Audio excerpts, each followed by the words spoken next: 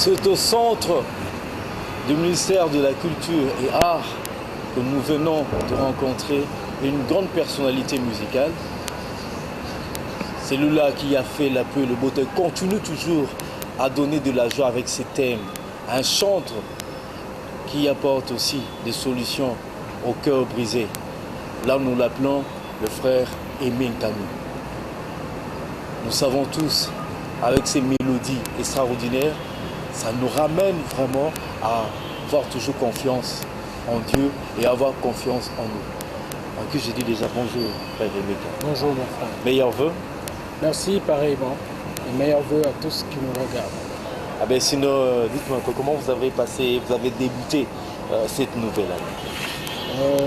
Tant bien que mal, les temps sont durs, mais avec Jésus, nous essayons de faire le maximum de ce que nous pouvons pour que le nom de Dieu soit glorifié parmi nous et que surtout l'œuvre de Dieu puisse avancer.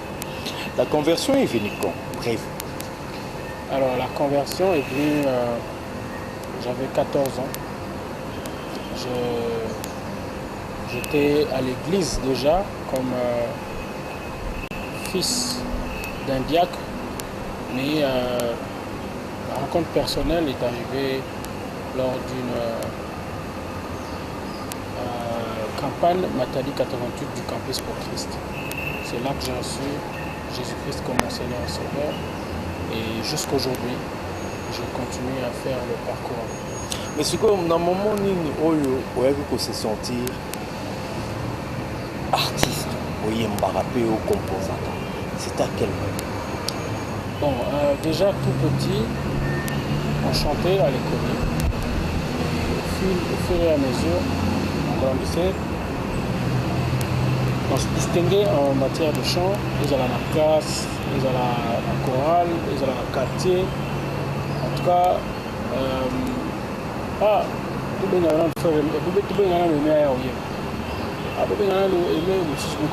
fait classe.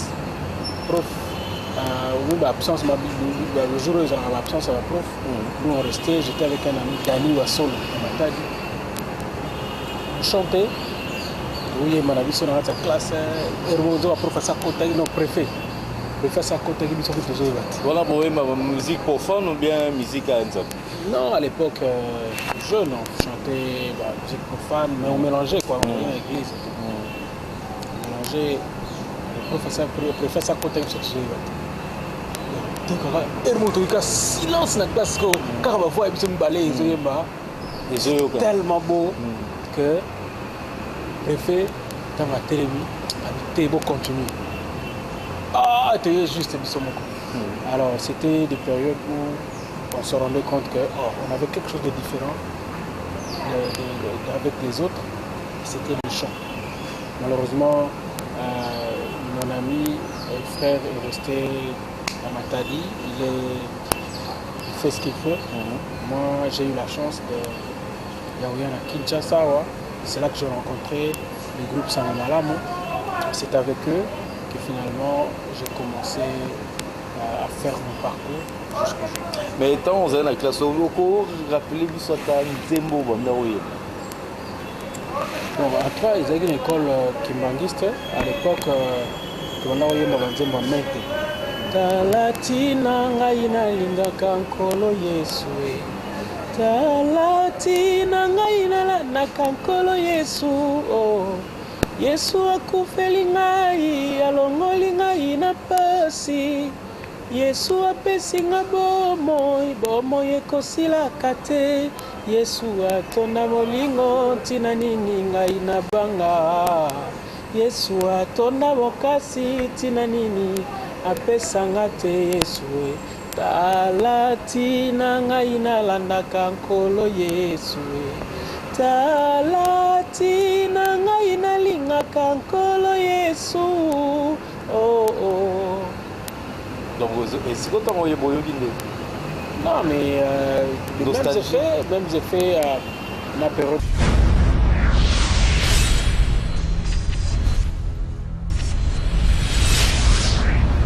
Nous, on chantait avec notre cœur. on chante avec le cœur, nous donnons gloire à Dieu, mais aussi on voulait faire plaisir à nous-mêmes et aussi dans le bateau, voilà. C'est que le business. Parce que le comme showbiz. Non, par contre, je crois qu'il faut qu'on un album bien. Parce que Lelo, ce n'est plus comme avant où il y avait un album par an. Lelo, il y a 10 albums, 20 albums par an. Donc, il faut que Mouton se concentre pour que chaque artiste. Alors, les gens aussi sont rentrés dans le tourbillon du monde, si bien que on est plus concentré, les gens ne sont plus concentrés, mais vraiment s'asseoir à la musique. Mais baptême exploité, on reproche à nos musiciens au la musique chrétienne et que baptême autour exacaka ou ezalaka bayembaka ezaka répétition mais va changer la forme texte et tout. Mais tu sens c'est pas profond. Partout ça va moins. Même partout, le thème reste le problème, c'est l'inspiration, c'est le texte que Dieu te donne. Adonai, me voici devant toi. Je t'offre mon cœur pour que tu sois mon maître, mon Seigneur, mon roi, mon sauveur. À jamais fait de mon cœur ta demeure. Tu es toute ma vie, tu es toute mon envie. Ne faire que tes désirs, c'est mon plaisir qu'à jamais fait de mon cœur ta demeure. À jamais fait de mon cœur ta demeure. Ça c'est l'album actuel, oui, ça c'est. Comment te dire ce que je ressens, tes bienfaits sont trop grands. Du fond de mon âme coulent des larmes qui traduisent mes silences. Que ma vie soit une fleur, un parfum pour toi Seigneur. Devant toi je me répands, fais de moi ce que tu voudras. La profondeur reste là. Les arrangements restent là. Tu comprends? L'inspiration reste là. Le problème c'est maintenant toi. Est-ce que tu écoutes avec la même oreille que la kala? Comme tout ce que la kala, vous avez dans la situation où vous avez dit les lois en monté, c'est quoi les comiques non bon, au lamugina tongo, au bimi, je peux pousser tu sors le matin, au bimi, au zongananda pour déjà au lait, au lali. Tu n'as même pas le temps au yo capina musique. Bon, alors que dans le temps, la galère te permettait parfois au vanit toute une journée. Et tu ne faisais qu'écouter, Et quand tu écoutes, plus tu écoutes, tu rentres dans la profondeur et tu comprends mieux les chansons. On s'inspire à rendre. Moi, mes inspirations, c'est que Dieu me parle au travers, en fait, très souvent dans ma retraite. Quand je vais dans mes retraites, quand je suis seul, le Seigneur me souffle à ma mélodie, à souffler à ma texte, à souffler les paroles que je dois mettre dans les chansons et par moments même les arrangements. Nous sommes baladés. En tout cas, bien. Parce que je peux me mettre à écrire à un certain moment dans mon monotonie. Mais ce qui est très bien. Oui, vraiment, parce qu'en fait, il n'y a pas de honte à ça. Nous sommes en réalité des interprètes. Vous comprenez? Normalement, il fallait que chanteur. Normalement, tu es chanteur. En fait, il y a un moment, nous prenons le temps aussi à composer, c'est parce que les structures ne sont pas pareilles comme ailleurs. Ailleurs, ce sont d'autres personnes qui chantent, d'autres personnes écrivent, d'autres personnes arrangent. Mais Awa, nous sommes à la fois auteurs, nous sommes à la fois compositeurs, nous sommes à la fois arrangeurs, nous sommes à la fois chanteurs, nous sommes à la fois producteurs. En tout cas, c'est le terme qu'il faut. Vous avez un génie parce que l'égoïsme, non, même pas. C'est que les structures sont telles que ce qui, au moins, l'album ailleurs, il y a 15 $, 10 $. Ah, tu as un album combien? 1500 francs. Mais bon, tu as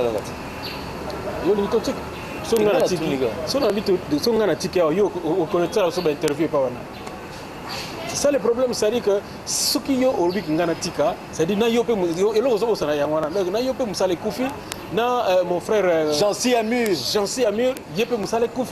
donc il faut tout ça là pour que Dio Ozana Msala, Ngana Zana Msala, Jansia Zana Msala, Oara Studio Ana Zana Msala, ça dit ministère Ezala. Tout ce qui est venu sur Tikia, parce que le ministère peut écouffer. Ça comprend. Donc ça va être une chaîne mobile. Mais les structures dans notre monde, c'est ça tel que nous sommes en train de souffrir. Il y a un moment où nous avons réunion à Aïe, Yokalongo, Yojusa, Bazekwa, frère Patrice, frère Paul Valenza, Seth Mides, Dieu a outé à la Kamangana, Kamangana, Mateta, Suzy Kaseya. Le ministère nous a appelés pour s'asseoir, pour réfléchir sur sur nos corporations, sur notre métier, sur notre profession. Qu'est-ce que nous pouvons faire dans ce pays? Qu'est-ce que le gouvernement peut faire pour booster les choses? Pendant que ça a réunion, beaucoup de temps, plusieurs fois. Le ministre, ce n'est pas Vanzani. Et c'est toujours la monotonie. On dirait que nous avons à la tête pour nous pousser. J'ai entorté, mais je crois que c'est une énième fois. Tout me un peu comme ça, quelque chose, il y a malade. Parce que moi, je te dis que les réunion, ce sont des génies. Au-delà des génies, comme on dit, c'est des gens qui ont de l'expérience. L'expérience, nous faisons passer les meilleurs de lui pour que total nini nous sera mais expérience Sokoda, aux administrateurs, au moment où il y a des désordre économique. Et ça les mis dit que bah monsieur soit déçu bah comme peut frère, toi bah pasteur. Ah non, en fait, de quoi comme frère était pour un désordre de 5 000 Sokoda. Appel, Azagin appelle Banakala. Considéré dans le même moment, il faut que nous, les Camerounais, nous tous bon, je crois que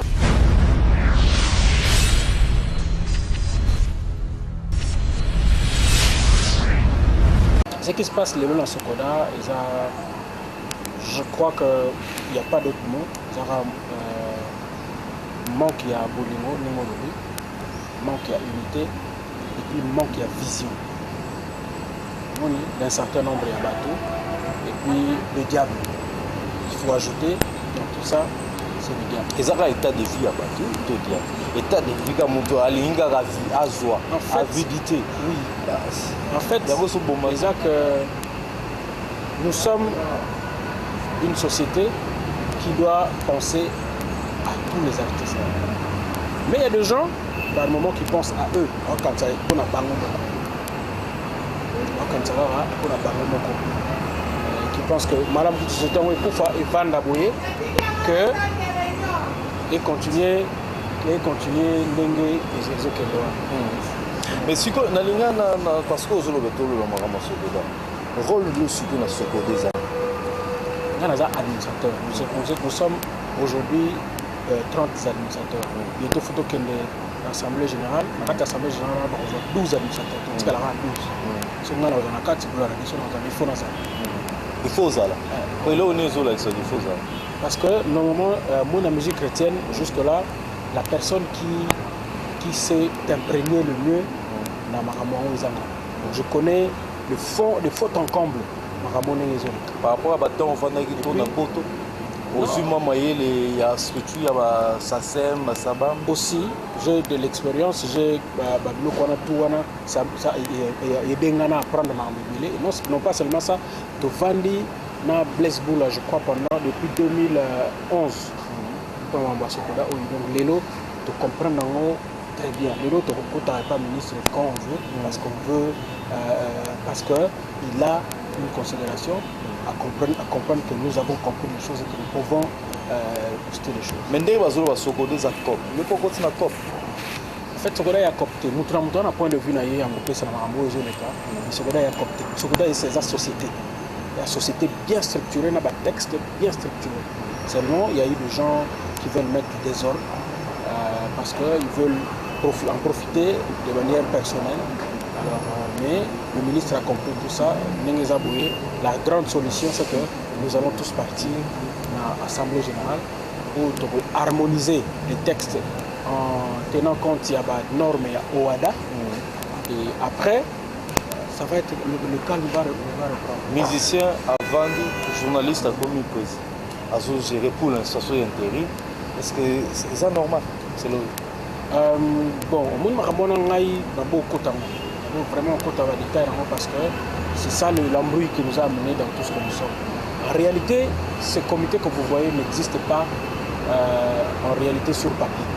Il y a impression, il y a comment je dis, stratégie, il y a quelque chose qu'ils ont fait pour la télévision. Mais sur papier, place moi au Kenya. Donc donc c'est que vous avez adhéré peut-être à mon la Sokoda, c'est pas ça. La Sokoda, c'est la Sokoda qui est dans le papier.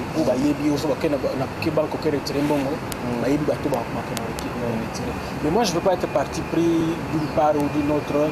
Je voudrais que tout le monde, l'Assemblée générale,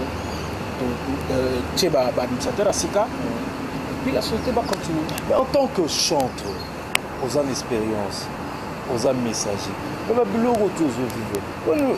Le texte morocco ça la batba est touché batba changer pas comment le lot bino pe ba musicien aux vecteur pe il y a meurt ça m'a ça va bien résoudre. Si tu entends musicien chrétien, qu'est-ce que tu peux faire? Merci beaucoup, je crois que tu as raison. Aujourd'hui, l'artiste musicien congolais n'a pas compris son rôle.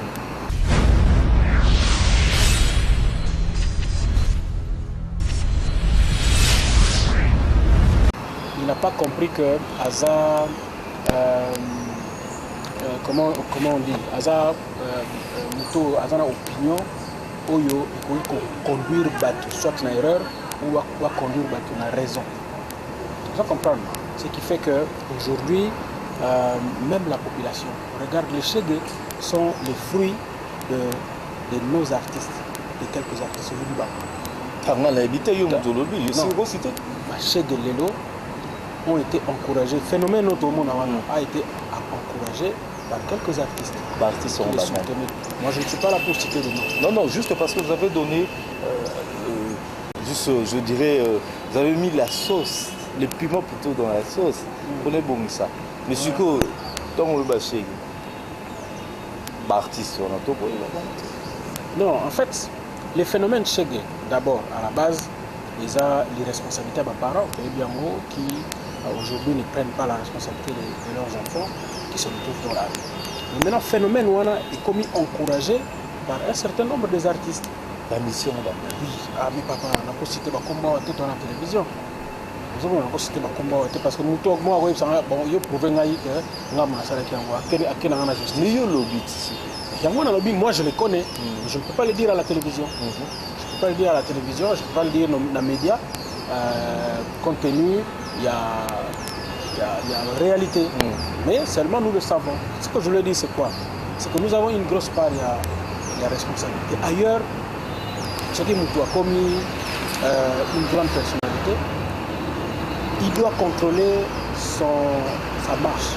Il doit contrôler son comportement parce que, à cause du comportement, bateau pour qui il est modèle. Il faut comprendre. Ce qui modèle Wana, sous modèle, c'est-à-dire toute la population, tous les jeunes. Aujourd'hui, sur Otali, les jeunes ont pour modèle des musiciens, des artistes, ou bien bateau cinéma. Vous avez une responsabilité, Makassi. Il y a Makassi, malheureusement, tu as conscient, il y a responsabilité. Tu as conscient, il y a responsabilité. Ce qui fait qu'aujourd'hui, un artiste donc, qui se comporte de n'importe quelle manière, de n'importe quelle façon, dans la plupart des cas, malheureusement, c'est des gens qui n'ont pas poussé plus loin les études. La musique est comme a réussi un examen d'état, comme on a vu à l'orchestre à Koti, au côté en soi, ce n'est vraiment pas. Donc ça dit que là, c'est un point très important. Délinquance, la musique, les amis, à rater l'examen d'état, à saliboyer, à même éducation, mais ce que ils ont bon maman. Effectivement, c'est ça. Génération Ezoya. imité ka biloko na mais alors bon on a que même na ba sokoda même na ba structure bozo ça donc bozo ça la mine le côté. Alors dans le temps tu vois que tout la musique c'était des intellectuels. Ou même ce que moni a kené na classe musique mais on sentit comme tamaï ba trop ba loi mbwana ba tabu ba loi mbwana c'était des gens très des génies. Même ceux qui ont pour ça des études plus loin mais au monnaie à la génie ba tabu voilà ce sont des génies. Alors il y a eu une génération cette génération est passée, une autre génération qui est arrivée, c'est qu'on ramassait des gens partout pour devenir musiciens. Et on nous demande que nous sommes là où nous sommes. C'est quoi remettre sur les hommes? Remettre déjà ce que nous sommes en train de faire. S'asseoir, réfléchir maintenant, comment on fait ça pour que tout le monde ait locaux. Malheureusement, c'est une génération qui ne veut pas s'asseoir ensemble. Jamais au monde que non, va vendre ensemble pour que au monde soit sali à boy, va sali à côté parce que il n'y a pas entente entre eux. Et c'est possible. Nous croyons que il suffit que les autorités, entre autres le ministère, nous aident ici. C'est-à-dire, dans centrale, il y a intérêt dans le dans centrale, il y a intérêt dans le il y a que non, tout ça là, ce que nous sur la naïe. Il suffit que non, viens, je te donne une enveloppe, il y a une. Toujours on a aucune enveloppe autant les années. Et c'est là qu'on va commencer à petit à petit changer. Donc stratégie bon entre autres. Maël ma bébé. Non mais entre autres. Il faut volontaire les alades. Non, ça dit que nous au lien na eux. Ce qui présenté ce qui a mon intérêt na immédiat. Mon artiste congolais, ce qui a mon intérêt immédiat. Alors il faut botter intérêt à maison, intérêt immédiat. Tant on y a ce qu'on y a, c'est vraiment sérieux. Tant on a dit effectivement on a raison. Bon, est-ce que tu vois il y a eu un moment où tout évoluait par de concurrence. Maintenant, il faut moto à finir côté donc pour qu'elle réussisse, il faut oya finir à oyo. Mais il y a eu des artistes qui sont arrivés. Basali polémique on a été, mais ils réussissent chacun dans son côté. Vous comprenez? Les artistes qui sont arrivés, sans polémique, qui réussissent. C'est là que nous voulons arriver. C'est-à-dire sans polémique, parce que toutes ces polémiques-là nous ont amenés dans des colibés, dans des indifférences, si bien que méfiance. Papa Wemba, Kofi, jamais au monde va vendre la place. Wera, na JB, jamais au monde non, cette place on a au Azali ou Azali. Lor Mbongo, ce qui n'a Marine Sam, ce qui je dis ça c'est évidemment ce que le monde parle, ce que les gens disent, c'est-à-dire ce que nous apprenons. Or, si nous pouvons tous nous mettre ensemble, nous ne savons pas comment nous allons remonter. Musique, la musique, connaître baisse, le photo Nimango, connaître baisse. Ah, on dit nous. Même la musique chrétienne, la musique profane. Ce qui moutou, à conscient, il y a réalité. À pour faire répartir les choses. Et à la musique chrétienne, et à la musique profane, aujourd'hui, nous connaissons une baisse. La musique n'est plus ce qu'elle était il y a 5 ans, il y a 10 ans, il y a 20 ans. C'est une réalité. Les autres c'est des 1500 francs. 1500 francs pour s'en sortir, on a tout ce qu'il y a comme liste. Il y a les lois, même si on a un bon côté en foot. Pourquoi? Parce que ce qu'il y a 5 ans, il y a 10 ans, on a un bon côté. On les vend déjà. Voilà, les vend c'était dans un vérité. AMCC. Tu es là, c'est pas tu veux dire AMCC. AMCC, Association de musiciens chrétiens. Vice-président. Oui. Apport au milieu pour ceux qui sont là dans l'apport. Il y a Aimé, frère Aimé Kadou.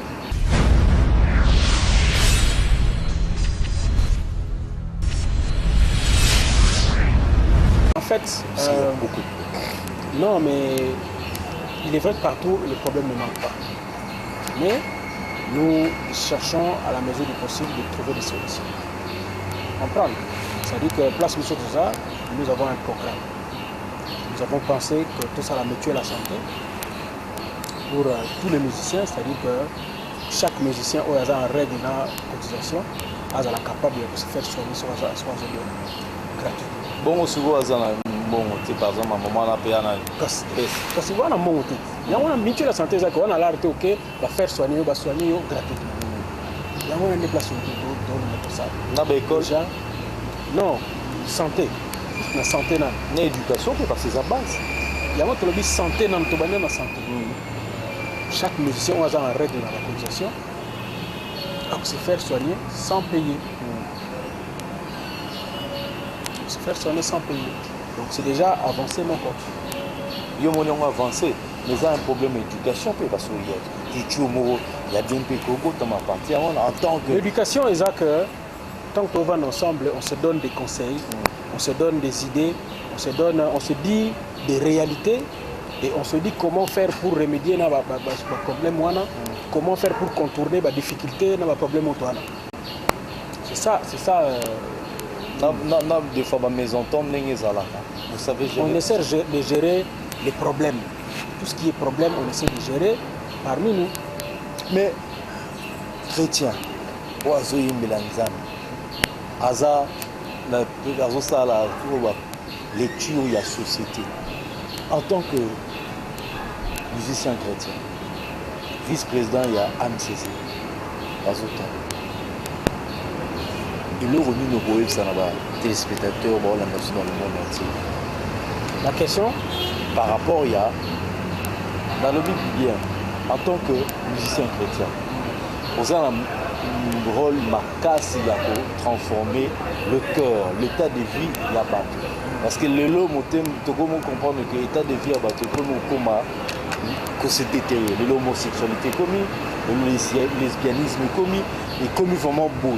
Et qu'est-ce que tu peux dire à toutes ces personnes qui te regardent? La première chose, c'est que nous sommes en train de vivre le temps de la fin. Au bateau bazar averti, au bateau à la Bible, il y a que la réalité où toujours vivra, ils vont se surprendre. Il y a que ce sont des réalités écrites dans la Bible. Et dans le dernier temps, il y aura ça. Donc on a dit ça surprise. Mais tout ce que nous devons dire, c'est que prenez garde. Pas tout. Nous devons prendre garde à correct. À prendre garde de telle sorte que à se retrouver dans le monde je savais. Nous devons prendre garde de tel parce que Jésus-Christ revient. Et il s'est dit, Jésus-Christ revient bientôt. Donc il faudra que chacun prenne des dispositions pour que nous puissions, à son retour, tous à la naïe et nous. On est producteur, on a pu Papizola. Papizola, ça bien. Nous sommes en train vraiment de nous battre. Nicolo, il y a des choses toujours été, entre autres sur la promotion, entre autres sur la durée, parce qu'il fallait déjà tout ça, la clip à tout sur le marché. Alors, délai autre que ça n'a pas été le cas. Moi, je me dis comment maintenant nous allons faire pour remédier la manière. Mais sinon, il se porte bien et nous sommes en bon terme. Mais les petits couacs, ça c'est vraiment des cuisines. Mais album par rapport il y a où les cas il ma plus belle fleur, où le lot est bétara partout. Pour ce qui est des missions qui peuvent amener un mariage, entrer mon mari ma plus belle fleur. Non, anima un mariage. Pour moi là ma plus belle fleur. Ça te fait. Ma plus belle fleur c'est un album il y a les sons. Il y a un album mais ça la continue le temps. Non, mais je bénis le Seigneur parce que j'ai l'inspiration de Nzambe. Un jour, je composé un sous la colère. C'est-à-dire que dans un mariage, je écoute un pasteur, dans l'église, je vais écouter une chanson profane. C'est quoi cette histoire? Mais il y a voilà.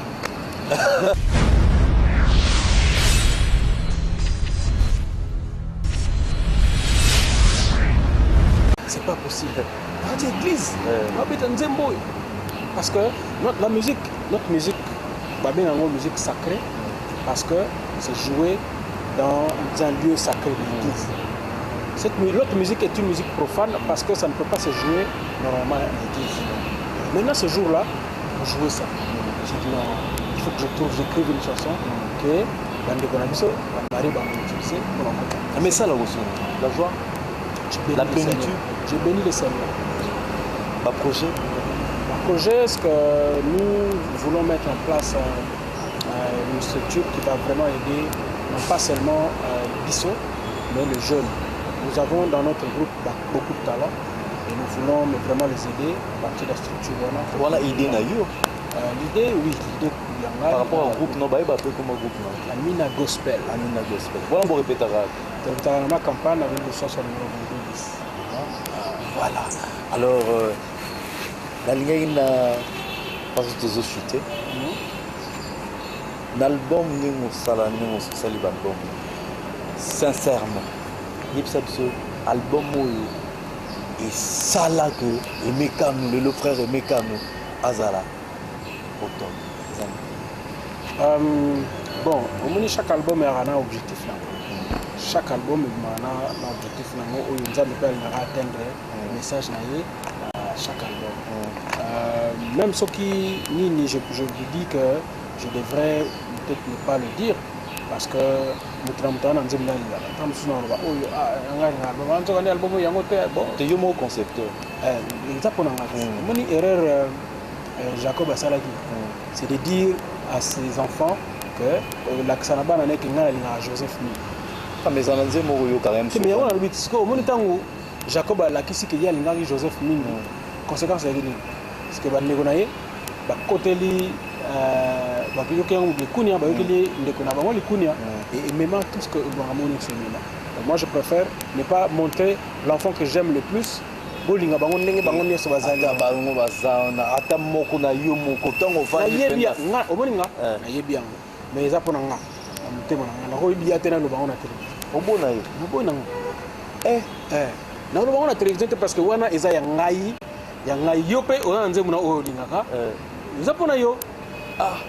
Ça va bon.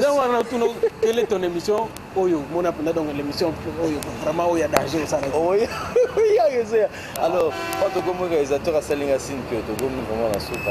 Alors, moi Loba, juste un mot, là-bas au Hollandais. Si je peux pas contacter, faire aimer Canou, on a la suggestion, ma proposition, ma critique, juste.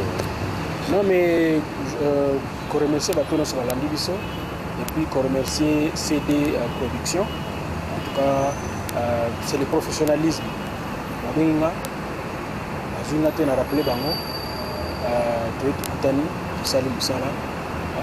Je continue à le souligner que j'ai présenté que Banini, ça n'arrive pas à tout le monde. Ça n'arrive pas à tout le monde. Je crois que je peux vous conseiller de demeurer dans le professionnalisme. Les autres, tout le monde travaille pour de fins. Il y a beaucoup de. Mais les gens qui voient la vision, au moins que ce temps où on travaille dans le début, on ne voyait pas l'argent. Même si les lots, on ne vise pas l'argent. On a dépensé plus ou moins 50 000 $ dans le monde. C'est-à-dire, au casquet pour nous, tu ne sais pas ce que ils ont, mais pour Dieu, je le fais. Vous comprenez? Et il n'y a pas longtemps, on a autorité, on a 20. Comprendre? C'est-à-dire, place au couteau au Satan. Place au Satan Guité. Place au Satan Guité. Moutou, en tout cas, peut vraiment toucher. Voilà la contribution. Moi, quand enveloppe,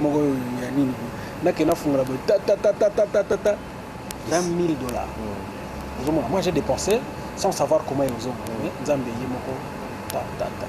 Donc, moi, je pense que faisons l'œuvre de Dieu, faisons l'œuvre sans s'attendre en retour quelque chose. Dieu lui-même sait comment il va s'occuper de nous. Parce que ma suggestion, ma proposition,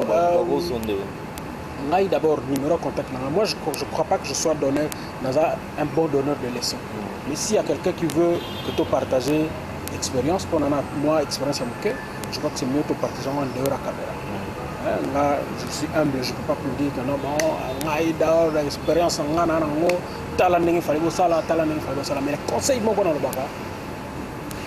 si tu veux être artiste, si tu veux faire ce travail, de un, il faut être sûr que tu as été Dieu t'a doté un don.